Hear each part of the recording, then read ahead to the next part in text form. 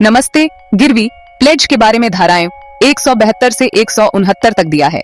गिरवी का अर्थ, गिरवी एक ऐसा उपनिधान है जिसके अंतर्गत वस्तु का परिदान ऋण की प्रत्याभूति के रूप में किया जाता है। लेनदार वस्तु को प्राप्त करता है और उसे सुरक्षित रखता है और वस्तु का अधिकार उसी व्यक्ति में निहित रहता है। संविदा अधिनियम 1872 की धारा 172 में गिरवी, गिरवी ग्रहीता और गिरवीकर्ता को परिभाषित किया गया है।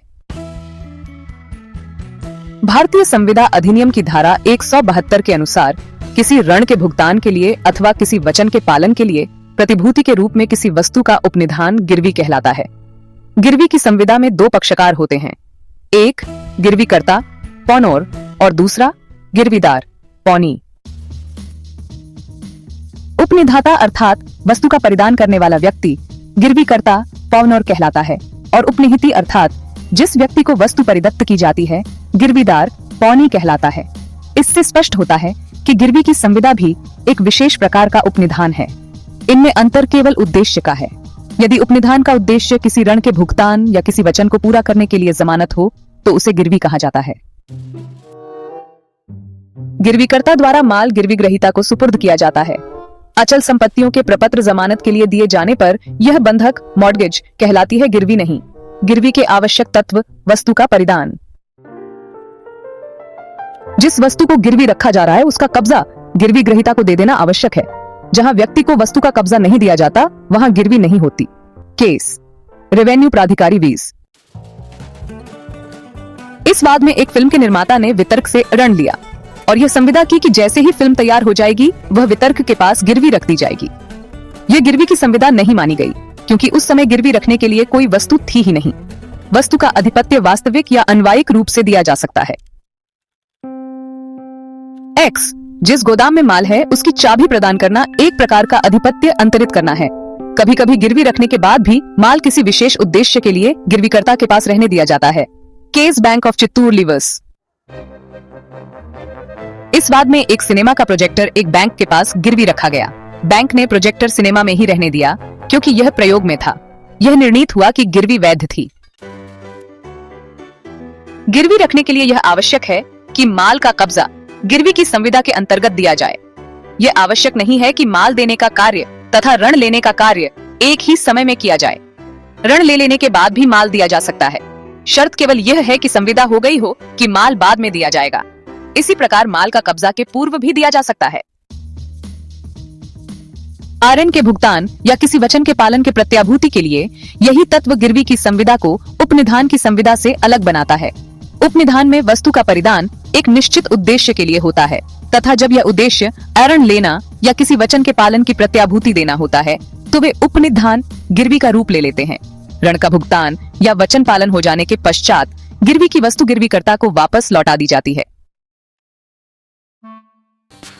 संविदा के अंतर्गत गिरवी रखने के लिए यह आवश्यक है कि माल का कब्जा गिरवी की संविदा के अंतर्गत दिया जाए। यह आवश्यक नहीं है कि माल देने का कार्य तथा ऋण लेने का कार्य एक ही समय में किया जाए। ऋण ले लेने के बाद भी माल दिया जा सकता है। शर्त केवल यह है कि संविदा हो गई हो कि माल बाद में दिया जाएगा। इसी प्रकार माल का कब्जा के पूर्व भी दिया जा सकता है। ऋण के भुगतान या किसी वचन के पालन के प्रत्याभूति के लिए यही तत्व गिरवी की संविदा को उपनिधान की संविदा से अलग बनाता है। उपनिधान में वस्तु का परिदान एक निश्चित उद्देश्य के लिए होता है तथा जब यह उद्देश्य ऋण लेना या किसी वचन के पालन की प्रत्याभूति देना होता है तो वे उपनिधान गिरवी का रूप ले लेते हैं।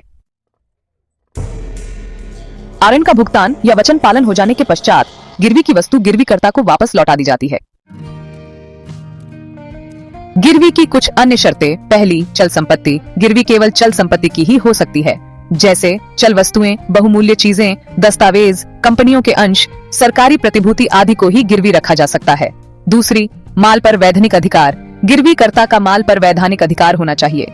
तीसरी, वस्तु विक्रय योग्य होनी चाहिए। गिरवी रखी जाने वाली वस्तु बिक्री योग्य होनी चाहिए क्योंकि यदि गिरवीकर्ता ऋण का भुगतान नहीं करता है तो गिरवी ग्रहीता माल को बेचकर अपनी राशि प्राप्त कर सकता है। चौथी, माल को वापस करना।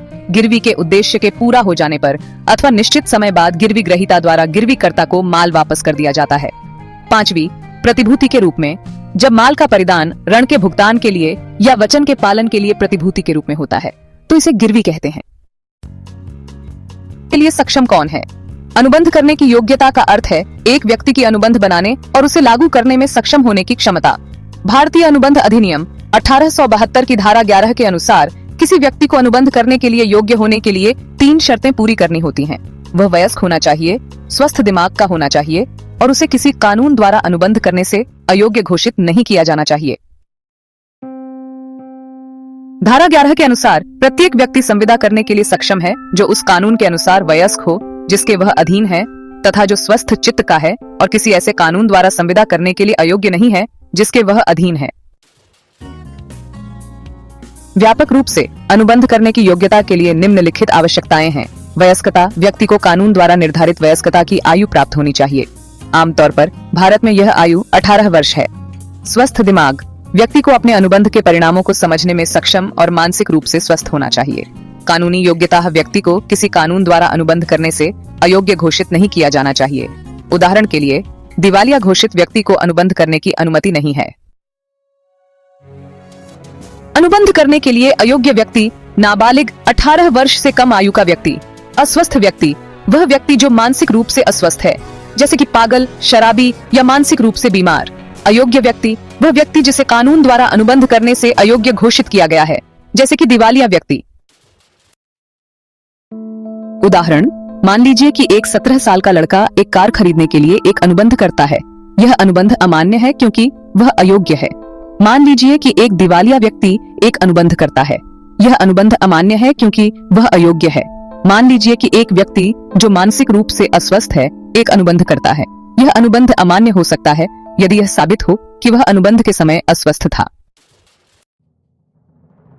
निष्कर्ष, अनुबंध करने की योग्यता एक महत्वपूर्ण कानूनी अवधारणा है जो यह सुनिश्चित करती है कि अनुबंध केवल सक्षम व्यक्तियों के बीच ही बनाया जा सके।